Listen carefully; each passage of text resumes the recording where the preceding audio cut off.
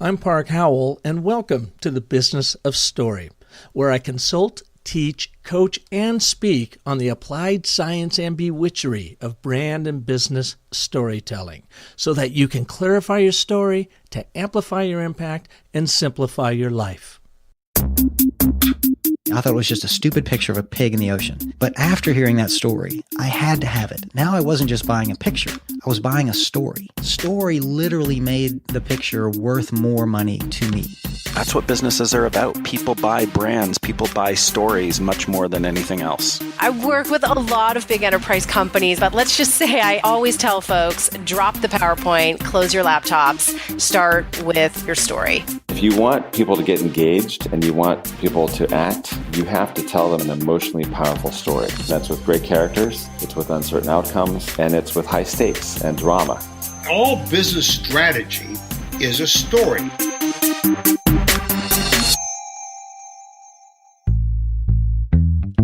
How do you know when it's time to evolve your business and your brand story?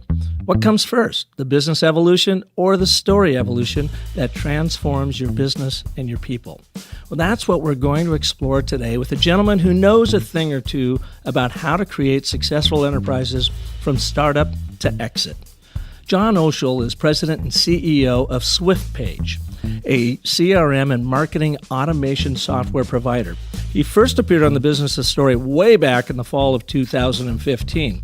It was show number 20 in our archives, if you'd like to hear it, because then John shared how he builds a thriving brand culture through the use of storytelling. Now, while it's critical to have your people joyfully all pulling in the same direction on a common mission, oftentimes that journey changes, taking detours around market disruption, competition, or operational challenges. In today's interview, we'll focus on how Swiftpage has reinvented and evolved the company's brand story as the business has evolved from a small email marketing firm to a much larger CRM business with the acquisition of ACT and Saleslogix, to divesting of Saleslogix to focus the brand story on serving the SMB market with ACT, to acquiring a marketing automation technology business and evolving the brand story to include email marketing, CRM, and marketing automation. So just reading through that, you can see they have been through a lot. But in that process, how do you keep a consistent brand narrative, a consistent story that everyone can buy into and prosper from, even in the midst of all the madness of change? Well, that's what we hope you're going to take away from today's show. And John, it's so great to have you here at the Intergalactic Studios of Business of Story in Phoenix, Arizona. Welcome.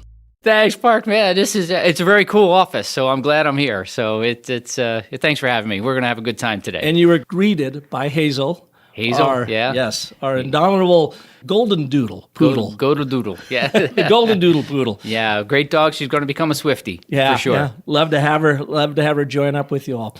So, John, you were with us a few years ago, and we just had a fantastic conversation about building that brand culture and how you use storytelling. And you use your Swiftie, what are the Swiftie sweaters you give away? The Fearless Fleece. The Fearless Fleece, and you give that out to your employees and staff that are doing something fearless, something that they're afraid of, but they're willing to step out. Absolutely. And people ask, what is the characteristic of a Swiftie? Obviously, our company name is Swiftpage. We call our employees Swifties. We're all part of Swiftpage Nation, and we're all kind of on one team. We're one team on one journey. Right? Mm-hmm. And so that's kind of how we all stay together through everything that you talked about in the intro. So people say, what is the characteristic of a Swiftie? We say, well, first and foremost, you have to be fast-paced, right? You can't have a name like Swiftie and be slow. And because you're fast-paced, you better be innovative, because you're moving so fast, things are probably not going to be in place for you. You're going to have to figure out a way to get around those. Third thing is you have to be fearless. And people say, does that mean I'm not scared of anything? You're like, nope. That means you have the ability to overcome a fear and keep on moving forward. And then the fourth thing is you got to be a winner. I mean, you're just not in this to play the game. You got to win. There's no participation trophies as in Swiftpage, right? You got to win. I'm so glad to hear that. Yeah. But you got to be a winner. You got to want to be a winner. And sometimes you don't win every single time. That's but right. You got to put the effort out. You're absolutely right. So the Fearless Challenge is what we put in place. And we might have talked about this in the last episode. We basically said, I want you to do something that scares the hell out of you. Maybe professionally, personally, doesn't matter, but it scares you, and you break through the fear and you accomplish it. And if you do that, you're going to get the orange, Fearless Fleece, which basically says Swiftpage on the front, Fearless on the back, and you can wear it and proud, and people will say, wow, what's that about? And then you can tell your story. So that's what we do. Give us an example of someone or some ones that have earned a Fearless Fleece as of late. Just gave out a couple this week, right? So one person did a marathon, always wanted to run a marathon, was basically kind of afraid of running, and she broke through it and ran 26.2 miles in Honolulu, Hawaii. Nice place to go, by the way. And did that. Another gentleman was completely afraid of getting up in front of people and speaking, and he put together a very interesting topic around dogs, actually, and then was able to get out in front of people and deliver the topics and broke through that. So those are kind of some of the examples that we have. So they're not always related to Swiftpage or business. It's just anything in life that they feel like they want to overcome. That's exactly right. Take us to a time when something you were afraid of that you had to overcome that your old self would have given you the Fearless Fleece. Oh, it's a funny. Here's a good story. It's a true story. I was a sophomore in high school, and I went to a very large high school, and I was the quarterback of the football team. And so we had won a number of state championships. So, being the quarterback of the varsity football team was a big deal in our school. And it was a very large school, pulled from 5 towns. Where'd you go to school? It was in South Jersey. It was a school called Sterling High School. Okay. Right? So we would get 10, 15,000 people would come watch the games. It was always a big deal. And so here I am as a sophomore taking over as varsity, and I'm in this big environment, and there was a kickoff, and I was not on the kickoff receiving team, but I was standing on the sideline right next to coach, getting ready to go in because we were receiving the ball. And for whatever reason, somebody on the kickoff receiving team just was spaced out, didn't go in, right? And the coach, we had a really big coach, Coach Combs, 6'7", ex-offensive lineman for the Washington Redskins, really, really big guy. And he was like, he was so upset, and he just reached next to him, just happened to be me. I had my helmet on, grabbed me by the face mask and pulled me up, and he said, "Get in there and run that GD kickoff back." And I was like, I was scared. I don't know. I was a quarterback, and I'm not going to run back a kickoff, So I go back there, and there's another guy deep back there with me. Steve Coley is his name, and the kickoff comes, and I'm like, "Steve, you got this, right?" And he's like, No, man, it's coming to you. And I'm like, No, man, you got to get this. He goes, "No, you got to get." Long story short, I caught the ball, and next thing I knew, I was in the end zone. So I actually did run it back for a touchdown. And the coach goes, "How did you do that?" I said, "You told me to, right? You told me to do that." So bad thing was he put me on every single kickoff return team from there on out, and I never got more than 10 yards on the return. But, it was, talk about how that did is really defined me as a person. Not that one incident, but it was that's what I was all about. I was always about courage, passion, and tenacity. And no matter what it was, I always just said, okay, I'm going to have the courage to drive through whatever. Whatever I do, I'm going to do with passion. And it's not always going to work out, but I'm going to have the tenacity to stick through it. And that kind of defined me. And has that been a big reason for your success over the years? Because you've started up a number of different, I think primarily technology companies? We've always been in technology companies, yeah. No, that really has defined me through everything. And I would say that, having the courage to do what you need to do, always do it with passion, but it's really the tenacity, right? Because people will tell you, you can't do that. And sometimes you go home at night and you say, I can't do this, right? But you have to have the tenacity to break through it and just keep on going. If you take Swiftpage, for instance, Swiftpage was a little tiny email marketing company that was started in 2001. I was an early investor in the company, so a really good friend of mine, Bob Ogden, was the founder. And he convinced me that I should invest in his company. I put one round in, I put another round in. I was like, Bob, what are you doing with my money? I think I have to come in here and figure out what's going on. We decided that we got it to a certain point in time, but it wasn't going to grow anymore. And that's when we really took a half a step back. And we said, what is it that we're trying to do? Right? We had this brand called Swiftpage, and it was a little email marketing company. And we said, what is it that we're trying to do? And we said, if we look at the SMB market, which is where we were focused. And SMB stands for? Small, medium-sized businesses. Thank you. Right? Okay. And we said, what is it that they need? And we believe that they need 4 digital pillars in order to succeed. We call them presence, traffic, conversion, retention, and optimization tools. Presence, everybody knows what that is, right? That's websites, Facebook pages, etc. Traffic drives traffic to that presence, which creates leads. Conversion and retention converts those leads to customers, retains them, and grows them. Optimization tools are things like financial software, HR software, etc. So we were dabbling in this thing called conversion and retention with this little email marketing company. So we said, you know what? We are going to own conversion and retention for the SMB market. Mm-hmm. That's what we're going to do. That is our Ocean. That's where we're going. And we were so excited with ourselves. We were like, oh my God, this is a fantastic strategy. And then about 10 minutes later, we're like, okay, how the heck are we going to do this, right? And how long was this after you launched in 2001, you've invested? So you're in it. How many years before you realize, okay, we got to get more focused? Yeah, so it was a long number of years. So I had started advising the company in 2006, helped form a formal board in 2009, and then I took over the company in 2012. And 2012 was when we sat down and really, laid out that we wanted to own conversion and retention. And so everybody's like, how are we going to do this, John? You're crazy, et cetera. And I said, well, the number one thing you need to do is say, what is the anchor of conversion and retention? What is the center of that universe? CRM, right? With CRM, that is customer relationship management tools, right? Okay. So that houses all the information about your customers, et cetera. So I said we have to go out and buy a CRM system. And Bob said, we're this little tiny company, no way. How are we going to do this? It can't be done, et cetera. I said, guys, it'll be done, right? We can make it happen.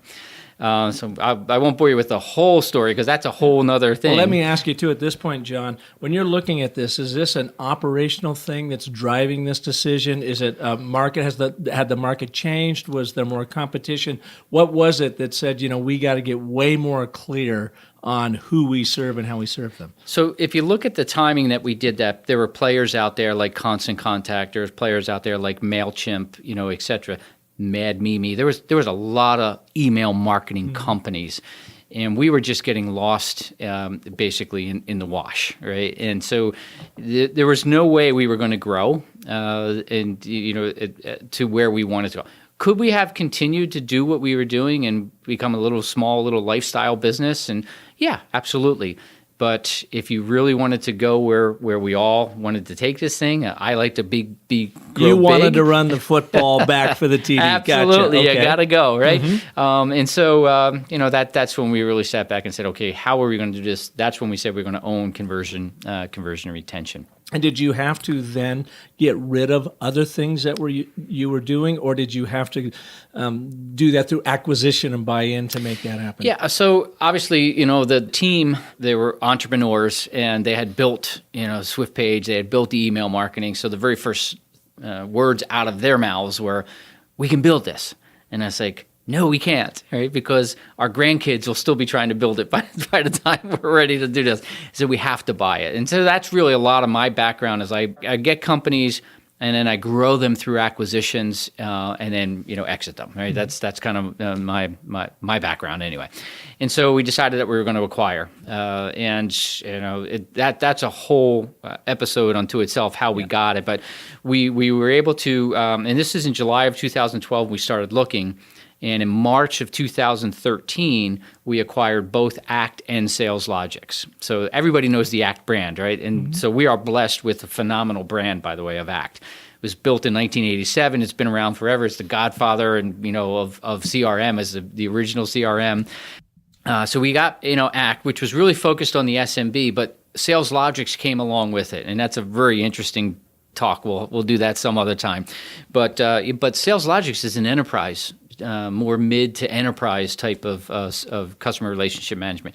And it was really competing with Salesforce, with Sugar, with Microsoft Dynamics on a daily basis. Good asset, but it really was way out of our league. Not what you wanted.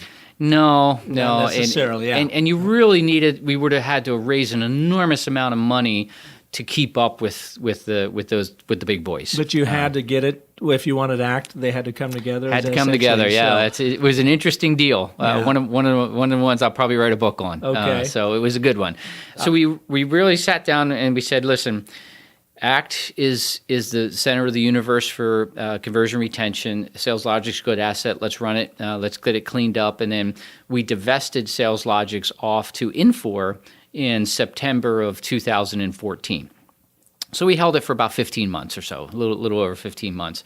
Now, here's the great part about it. We got 1.5 times what we paid for both companies for the one divestiture. So it was a great deal for us, right? And we were able to use all that money for, to really focus on where we wanted to go. And I would imagine you'd have to do some storytelling internally because you've got staff going, now, wait a minute, I thought we were just focusing on this, conversion. That's right. But now we've got Saleslogix. Yep. So yeah, that was a tough one actually, because think about that. So you're acquiring 2 companies. So you got 3 companies. You're trying to bring them all together. You're trying to make them feel like they're all part of the family. 3 different cultures, right? 3 different cultures, 3 different companies, et cetera. And so there was a lot of storytelling that was going on at that point in time. And for about 30 seconds, we thought, well, maybe we'll keep Saleslogix rebranded as ACT Enterprise.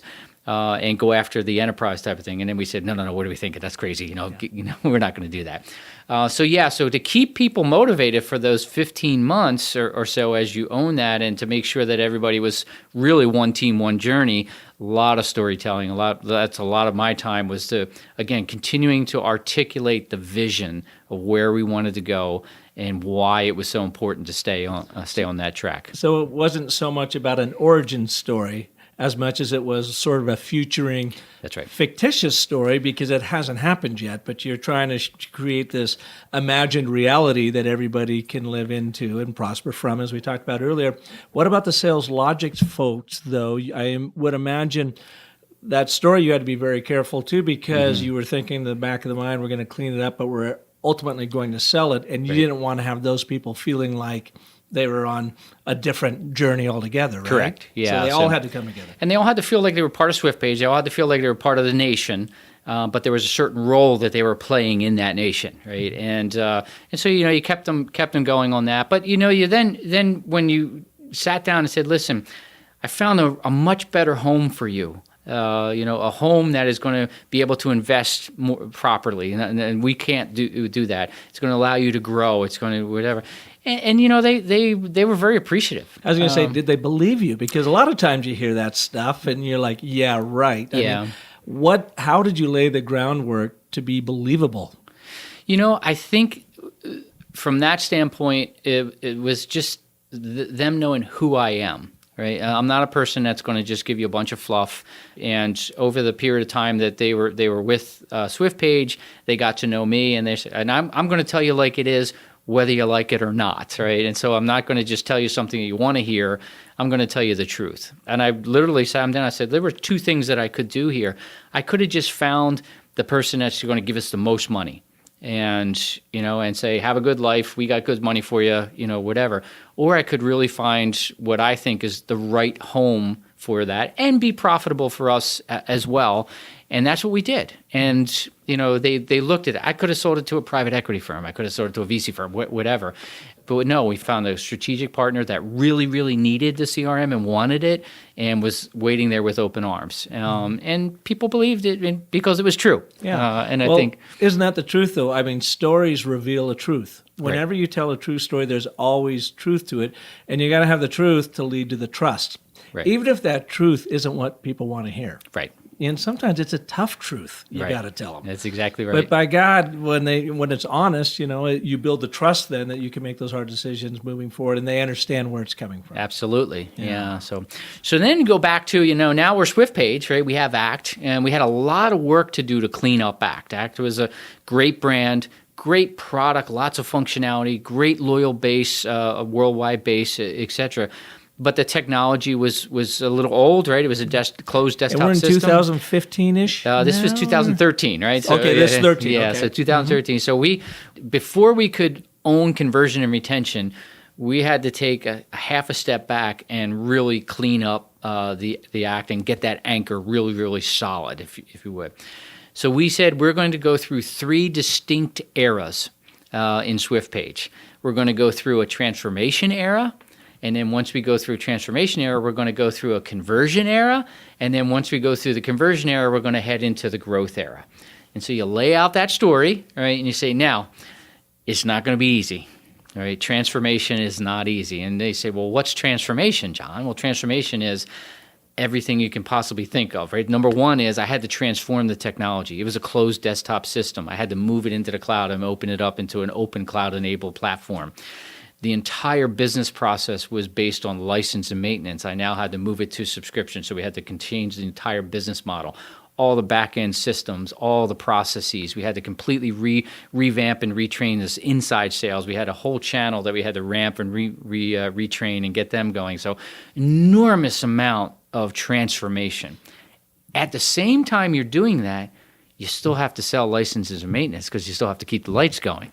And so you have all this stuff going, and you're saying, guys, it will get better, right? And you just got to say, here's where we're going. Now, that took us 2 years. It took us from March of 2013 till May of 2015 when we were ready to launch into the North American market with a whole new portfolio of products. We called it the ACT Open Cloud Enabled Platform, ACT Premium Cloud. We had different kinds of names for it. And then we said, okay, we're now ready to exit the transformation era and into the conversion era. So essentially you have set this up in a very large epic 3-act structure of narrative. So Act 1 is, okay, folks, transformation. And it has its own story and its own life, but you had to be able to show them where you're going with this stuff. That's right. So can you take us to a moment in the company where maybe you felt like you were losing them and you had to pivot, like they're not believing this, folks, or people are so frustrated, they're heading out the door. What are we going to do, and how did you overcome that? Yeah, there was a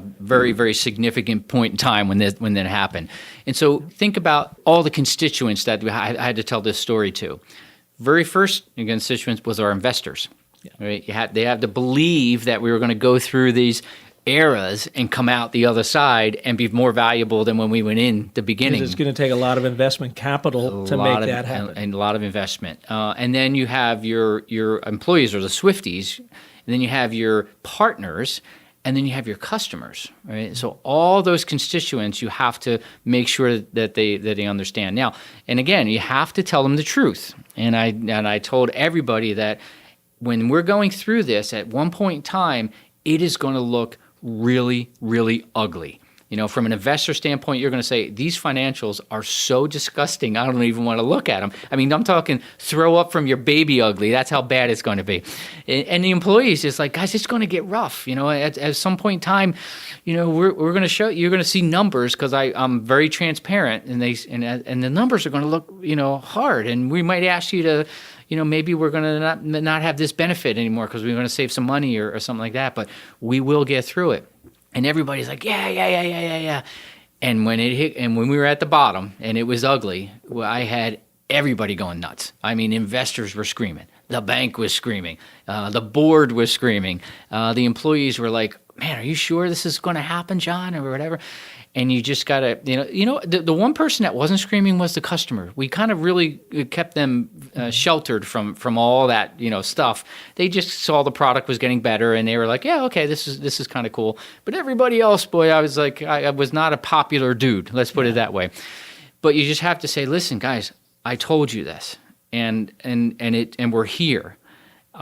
And we're going to be here, and we're going to be here in the second quarter of 2016. Now, this was the beginning. This was like the first mid-second quarter of 2015. Yeah. So from a leadership role, you're heading up this whole thing. You're saying, come on, folks, follow me. Can you take us to what Hollywood calls the dark night of the soul? There had to have been that moment in your soul, in your life, that you're like, man, I'm not sure. And then it always gets better after that. Can you take us to that moment? November 2015 board meeting. It was right here in Scottsdale. We were at the Hyatt Regency right there in Gainey Ranch. Yep. And the board was, screaming at me. The founder was screaming at me. I was screaming back at him. And I just said, you know what, guys, I'm out. It was one of those moments where we all just said, well, let's just sit down, relax, and then let's speak calmly.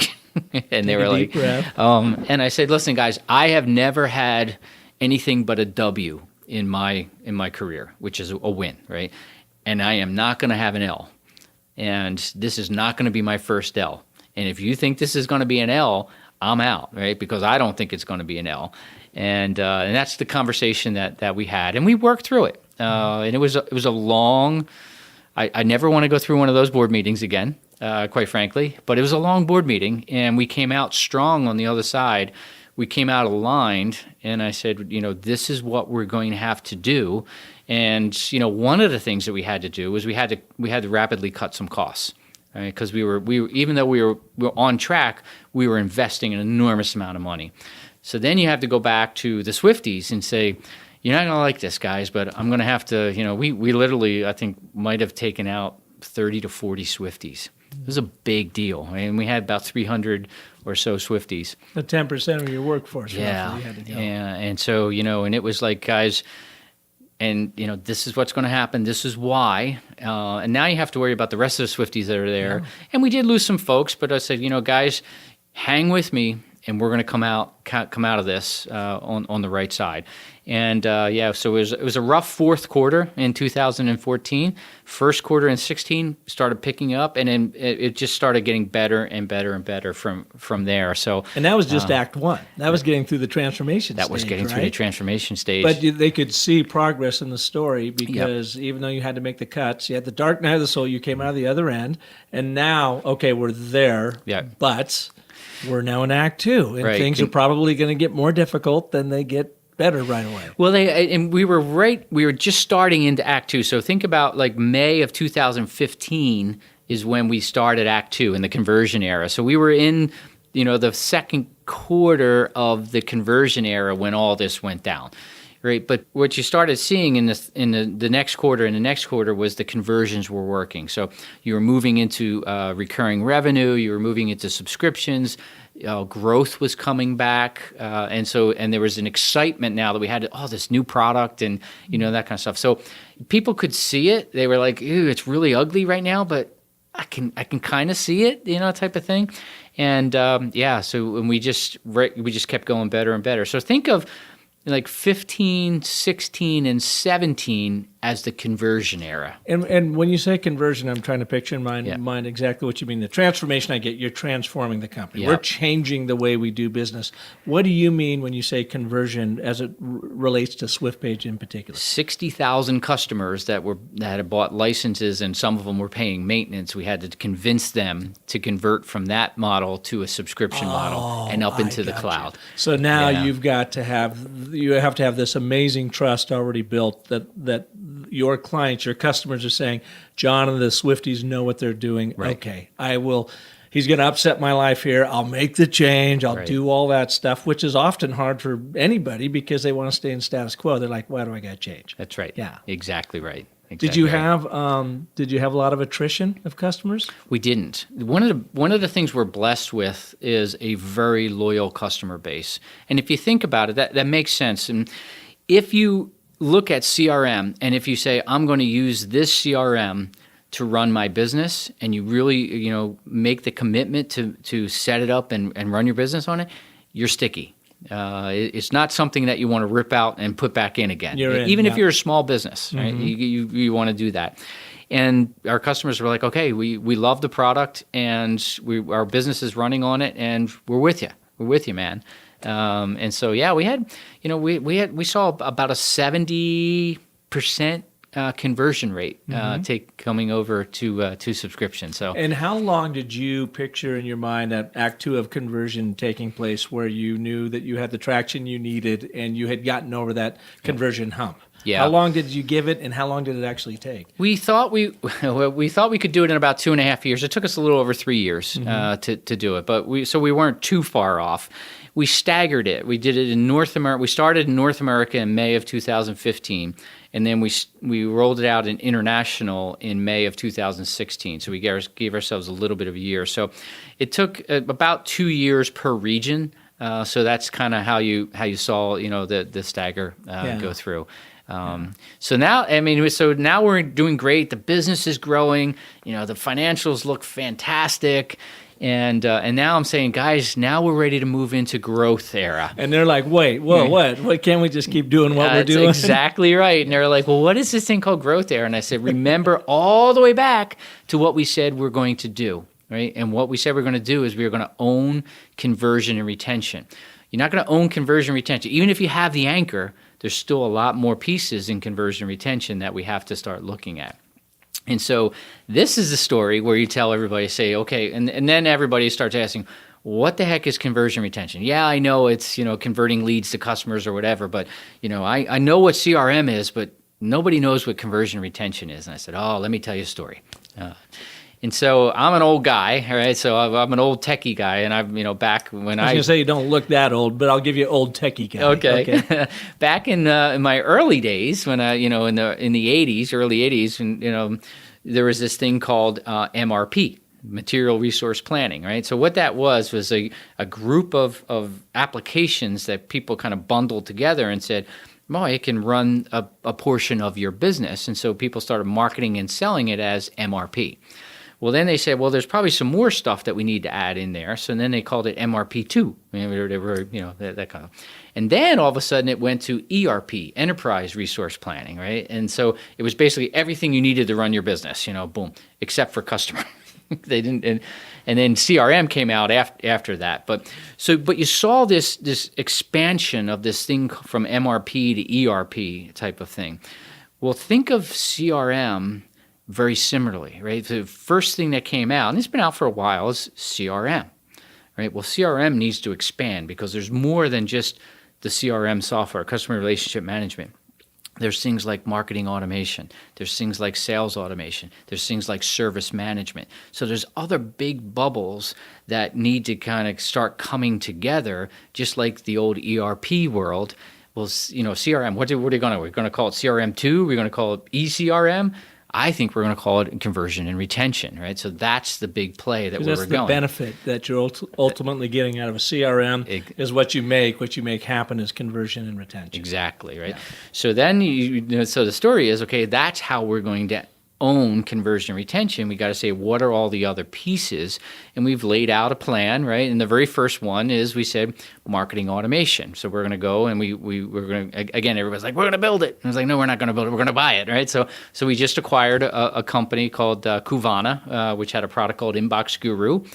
We acquired that back in the fourth quarter of last year, rebranded the actual software as Act Marketing Automation, but more importantly, we created the next generation of Act, right? The next generation of Act is what we call the Growth Suite. It's a single platform that has both CRM and marketing automation. There's nobody else in the market that has that. Now, they will Infusionsoft doesn't do that. They will tell you that. That's a good one. But they came at it from a different world, right? So they're a marketing automation play. Right? But they say, yeah, we've got CRM, but it's CRM is the secondary thing to marketing automation. We came at it just the opposite, right? CRM, because we believe CRM is the anchor and the stickiness, and then we put marketing automation on top. So there's lots of marketing automation. You look at HubSpot, you look at Infusionsoft, all the players out there, they'll say, yeah, we got CRM.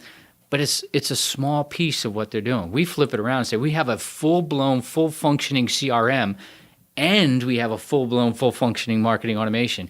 And here's the beauty of it is you don't have to say like, well, let me export it here and import it there. It's seamlessly. Anything that you do in CRM is completely available to you in marketing automation and vice versa, and you don't have to worry. So it is one single platform, and that's why we call it the Growth Suite, right? So it's the next generation of Act. And so we're really, really excited about that. So that's the next thing that we're doing, and we're launching that out. And then, in the future, we'll be starting to pick up some of the other pieces as well and putting those all together. So everybody can see the vision right now, and everybody sees where we are on the journey. We call it being one team, one journey. The journey is to get to own conversion and retention, and everybody's there. And but for me, and why I get so excited about doing these podcasts is it is about stories, because that's what I do all day long, right? I'm constantly talking to the Swifties in all Swifties meetings, in Java with John sessions, whatever I need to do. You have to continue to articulate the story. And you know what I love the best is when one of the Swifties turns around and tells me the story. And it's the same story. And I'm like, oh my God, you are listening. It's like working. It's like one of your kids says the same thing you said to them, and you're like, oh my God, you are listening. You know, it's kind of cool. So, Well, that's a beautiful thing about stories and storytelling. They're scalable. I mean, that's what your ultimate business is about, growing and scaling, right? And helping your customer's business grow and scale. Well, what people forget is when you tell a story and you retell the story, and then you get your audiences, your constituents, be they your employees or your customers, now retelling your story, or even more importantly, finding other stories that support your overall brand narrative. It scales this culture. that's right. Yeah. That's exactly right. So you can't do it all with the growth of Swiftpage in the storytelling and building that culture.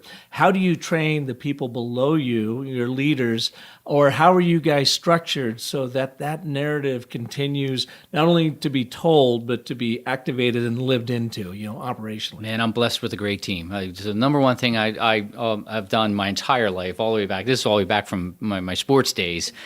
Is you have to surround yourself with great people. You could be the best quarterback in the world. You don't have a good line, you don't have good receivers, you don't have good back, you're not going to do anything, right? So you have to surround yourself with good people. And that's what we have a really good executive leadership team that's part of, our But you got to have a organization. good playbook too. So what's your playbook to make that happen? So when I look at a leader, when we either bring somebody in from the outside or promote somebody up, there's a couple different characteristics that we look at. And I'm all about threes because in my old brain I can only remember three things. I love that too, the power of threes. I'm always, right on. So the very first thing is, and you're going to love this, the very first thing is to be a leader, you have to be able to tell a story. Why? Because you have to be able to articulate a vision. And if you can't articulate a vision, nobody's going to follow you, right? And his vision isn't like, oh, my vision is this. It's telling the story about the vision and getting people to believe it. Make it simple, right? And our vision is super, super simple, right? And so you look for that characteristic. And what are the elements? Because people define story in lots of different ways. Someone will say, oh, have I got a great story for you? And they come out and they just roll out a litany of facts. Yeah. And it's actually not a story. It's No. just kind of an overview. How do you approach it? So for me, it has to be something that is interesting and understandable. And it's as simple as that. It's like, oh yeah, this is captivating. I'm listening to you. And what makes it interesting, do you think? Well, I think it gets back to that passion of how you articulate it. If I sat here and told you, say, yeah, Park, we're going to own conversion retention. You'd be like, okay, this guy's a nut. How much longer do I have to, before I can cut this off? Look right? at the time. Or if I say, like, we're going to own conversion retention. Here's these 4 pillars, right? And every business needs that. And boom, boom, boom. And they're like, yeah, I understand that. And they're like, and we're going to own this thing, and this is why. And they're like, yeah, I can understand that. Well, tell me more.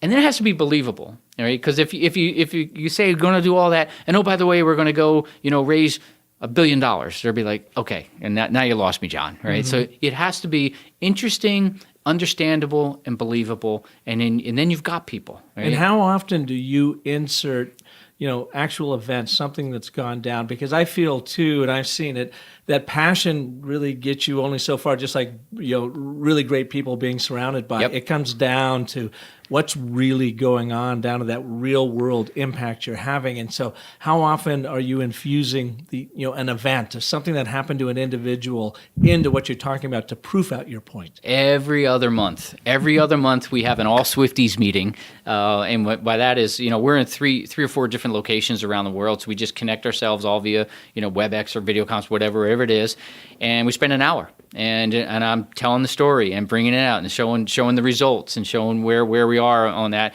give an opportunity for people to ask questions and those type of things. So it's a constant every other month, all Swifties. Every month I'm doing Java with Johns, take a small subset of Swifties, anywhere from 5 to 10, get in a room. Java is the coffee, John's me, and we just say, hey, what do I need to tell you? What are you not believing? What's working? What's not working in your mind, etc. And not only do I do that, but my leadership team does that as well. Yeah, so you have that dialogue. You have a bunch of ambassadors that are out there, if you would, which leads to the next characteristic, by the way. You have to have credibility. And what's credibility? Been there, done that. So somebody's got to look at you and say, I hear your story. It's interesting. I understand it. But have you really done that before? I mean, tell me, come on, that kind of stuff. So you do have to have the ability to say like, hey, when I said, guys, it's going to be ugly and we're going to come out of that ugliness. And why I could say that? Because I did that. I used to have hair, and now I don't have hair. Right? And then you tell the war stories to back that up? That's exactly right. And you say, listen, this is what happened before, and then this is what we did. And now and so people start saying, okay, this guy's done this before. So that's the second characteristic. The third characteristic is you have to be able to build and or rebuild a team. Right. And that's how I look for my leaders. And when we look at team, a lot of people say, okay, what's a well-oiled team? Right. And a well-oiled team, in my mind, has four distinct characteristics in that one. Very first one is you have to have talent. If you don't have talent, it's really hard to build a team with untalented people. So you kind of assume that the people that are on the team are there. If they don't have talent, they're off. So everybody's got talent. Right. The second characteristic is you have to have that ability that, that you want to win, not just play the game. We talked about this earlier, right? Not just play the game. You want to win. And if you don't, oh man, that just irks you. And you're going to say, okay, how do I win? And you see that sometimes people have talent, but they don't have that will to win. Some people have the will to win, they don't have any talent, which is a shame, right? You wish you could put them all together. And so you have those two characteristics. If you have that, then the third characteristic of a team, and this is the most important, is you have to be able to put mission before self. All right? That is, it's bigger than just you. It's what are we trying to accomplish here? Now, if you go back to the sports analogy, it's about I could be the talented person and I really, really want to win, but if I'm really only in it because I want to increase my stats, I want to, oh man, I got to get 5 touchdown passes today, and I don't care if we win or not, but it's all about me. It ain't going to work, right? If it's like I don't care how many touchdown passes, as long as we get a W, then then I'm in. So it's mission before self. If you have all three of those categories working, that builds trust. And then you have a team, right? And so people usually go at it the wrong way. They say, we got to build trust. You can't build trust until you have the other three. Right? Totally makes sense. And if any one of those other three break down, guess what's the first thing that's going to break down? Trust. Yeah. And if that breaks down, the whole team goes south, right? And so as a leader, you've got to be able to do, you got to tell a story, the vision, been there, done that, credibility, and you have to be able to build a team. That's the team of leaders that I have around me. It's interesting to me as you're talking about that, I'm thinking about technology today and how our, frontal cortex, the brilliance that we've been able to apply that to build this amazing amount of technology from CRMs to social media to whatever. And yet it's still this basic function of being able to tell a story to the right people, to get them to pull together, to build that trust, to go out and conquer things. And you can go back and look at the evolution of man and woman. Homo sapiens, were much smaller, much slower, much weaker than the Neanderthals and the others, hominids at their day and age, but we won out. And from everything I've read about this, I'm no evolutionary biologist, but I think it's really fascinating. It was our ability, or their ability, our ancestors' ability to tell stories and to get a collective, to get a group, to get a tribe, to imagine what could happen tomorrow and practice that. So when they went to battle, when they went to take over the lands of the Neanderthals and whatever, they were successful. The main difference in the Neanderthals, even though they were bigger, stronger, they could see better in the dark, they did not have an ability to create an imagined reality or tell stories opposite each other. That's right. So what you're talking about is essentially the exact same thing you're doing today. In order to conquer, you have to have the strong fighters and the talented people and those that have a will to win. But most importantly, you have to have a shared mission that's created through this imagined reality of story. Yep. And it can't be BS, because then there's no trust. And without trust, who's going to go into battle with you? That's right. That's exactly right. And that's why, for me anyways, I just completely, geek out on this idea of story and the applied science and bewitchery of story and how it has evolved us. Because we still see all of those exact same characteristics even in today's business, in fast-paced technology that is growing, the compounded rate of Moore's Law, while we are still deciphering information through the evolutionary snail's pace of Darwin.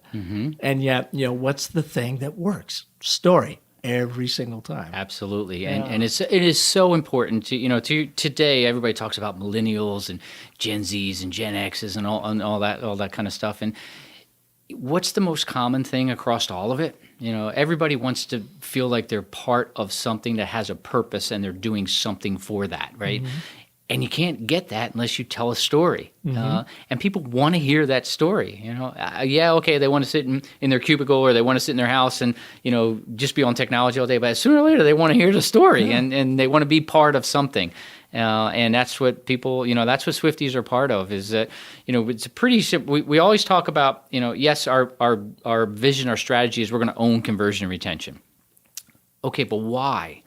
And why would you want to own that? Why? Because we want to fuel small business growth. That's why we exist. That's our purpose. Mm-hmm. We want to fuel small business growth. And if you don't get jazzed about that, that's the coolest thing in the world. We want to change the world economy. We want to change it to be focused on, the small businesses are driving the world economy, not 2 or 3 big businesses or whatever. That's pretty cool. Right. And so people say, yeah, I want to be part of that. And so you have to kind of tie, your vision, your purpose, and the story around that. And people want to feel like they're part of something. And if they do, boy, I'll tell you what, they're going to come together and there's nothing that we can't accomplish when we're all thinking the same way. And we've talked mostly now on that internal story, that culture to keep it together as you're going through amazing change that could have completely destroyed the company and torn it apart, but you held it together. How has your external brand story, your customer changed or evolved as Swiftpage evolved? Yeah, so it's kind of funny because when we first bought Act, people were like, man, Act, is that still around? I mean, that's old. That's old. Everybody thought of us as old technology. It was old technology, but, that's old or whatever. So we had to, convince the industry, convince the market, convince the customers that, no, we're not old, that we're moving to the new.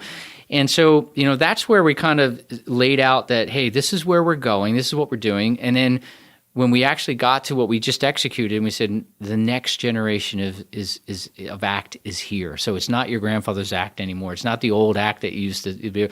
The next generation of Act is here. And oh, by the way, we have a really interesting story to tell you. Number one is we've been around for 30 years. I think we know small business. I think we know what you need to know, right? And oh, by the way, you're going to help us, know more.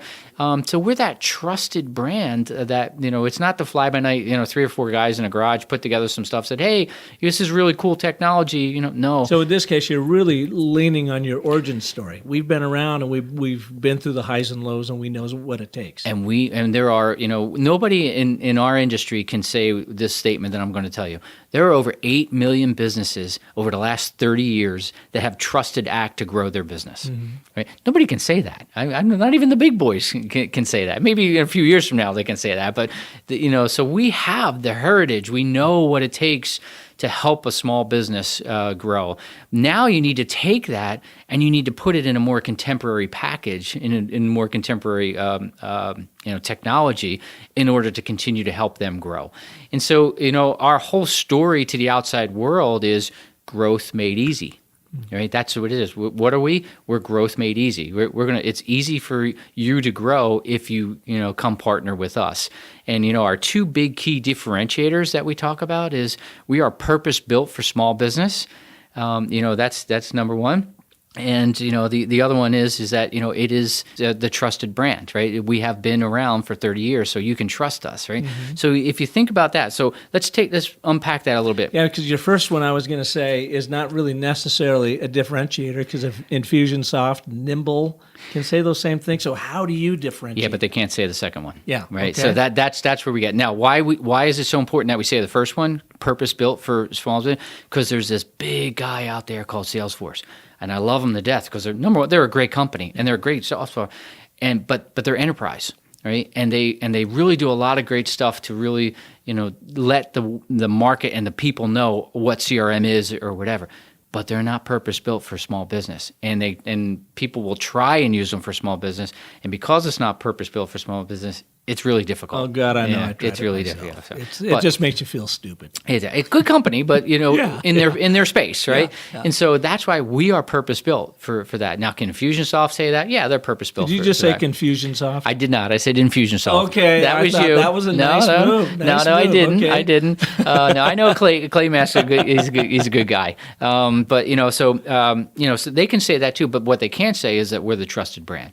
We've got the 30 years experience. We know small businesses. We are the thought leaders in small business. You marry those two together, that's why we make growth easy for the small business. So that's the story that we tell to the market. Yeah, and as a small business, now a really small business, as I wound down my agency a few years ago, so I'm a one-man band, but I've got 8 or 9 employees through the 1099 economy, and I am still struggling to find the right kind of CRM and sales tool for me because come on, man, you got to be on Act. I know it. I've tried Nimble. I dabbled a little bit in Confusionsoft, and I love those guys too. Greg Head, who was in charge of their marketing for a long time, was a good friend of mine. He's a good guy. So I say it in joking. He's a really smart marketer. Greg is, but I still. I look at that stuff, I dabble, I spend a day or a morning, and I go, I don't have time to mess with this stuff. Yeah. I got to get back to selling or following it. We got to get you on Act, man. If you're ready to grow your business, it's time to act. It is time to act. I like it. Finally, what words of wisdom? Now, so we have listeners, again, as we talked about before this, quite often it is a small-ish mom and pop company. And I say mom and pop only because it's someone that literally may have started out of their garage or whatever. They've been around 5 to 10 years. They're probably doing anywhere between 2 to 10 million to maybe 20 million in revenue. Their business model is sound. They're making money. They got money in the bank. They're growing. Well, first and foremost, competition, has now recognized, these guys are doing something, and they're showing up, and a client or the customer, the listener will say, gosh, I don't have my brand story straight. I don't have a unique differentiator, and being first to market is not going to do it for me. What do I do? Secondly, it's I've got new people like you've experienced coming on. Maybe I'm hiring 5 to 10 to 30 new people a month, and I don't have my story straight internally. Right. I know what it is in my mind, but I can't get everyone pulling in the same direction. And then the one, John, I hear, and it never fails because there's always this long pause when I'm talking to them. I'm saying, is there anything else? And they go, well, there was last week, and I was over at my banker, and it was kind of embarrassing. I go, what happened? Well, we were trying to get a new loan, and my banker asked me, well, what is exactly your story? And he goes, I realize I don't have one. Yeah. So if that's the mindset, and you've been through it a lot, from startup to exit to growth, everything in between, what would you tell that person, or what kind of advice? Get it on paper. Get, whether it's a PowerPoint or a Word doc or whatever, write it down, right? Just take a step back, take a weekend, go in a cabin somewhere, and just write your story. Just write what it is you're trying to do, and then just revisit it and get it. But once you have it, then it becomes a living, breathing document. So, and that's one that I will tell you that we look at ours at least twice a year. All right, so we sit down and we say, here's our story. Does it still make sense? Right? If not, we need to change it or whatever. But get it on paper, right? And if you get it on paper, then what you do is when you walk into the banker, you say, here's my story. When a new employee comes on, if your onboarding process isn't that you're telling the story, you're not onboarding the people correctly. All right, and we do that at Swiftpage, and sometimes the new Swifties have to listen to it from me. And I feel sorry for them, but sometimes they have to do that. But that's the advice that I would get them: get it on paper, and then just read it, and get it to a point where it can just come out of your mouth like without you even batting an eye. Yeah. You just reminded me of something, so I appreciate your concentration because as I was fumbling for this book, you did beautifully. This is a book called The Writer's Journey, Mythic Structure for Writers. It's the 3rd edition by Christopher Vogler, and it talks about the hero's journey in storytelling. And this is meant for screenwriters and fiction writers. I have gotten so much out of this book, especially as it comes to brand storytelling, because I think they go hand in hand. He says in this book, all stories are wish granting vehicles. We watch and listen to stories because we're trying to grant a wish. And I thought, you know what? Every brand is in the wish granting business because people wish to be successful, so they go to ACT, Swiftpage to do their thing, or hopefully the business of story to help them get theirs clarified. But when you said go and write down your story, it has this quality about it that it starts pulling. It reminded me of what Vogler wrote here, and I want to read this to you real quick. And again, he's talking about storytelling here, but just now think of your brand story. Like making a wish, making an act of the will calls forces into motion. The writing down the story calls forces into motion. A strong act of will sends out signals to the world. So in writing that story, you are sending out signals to the world.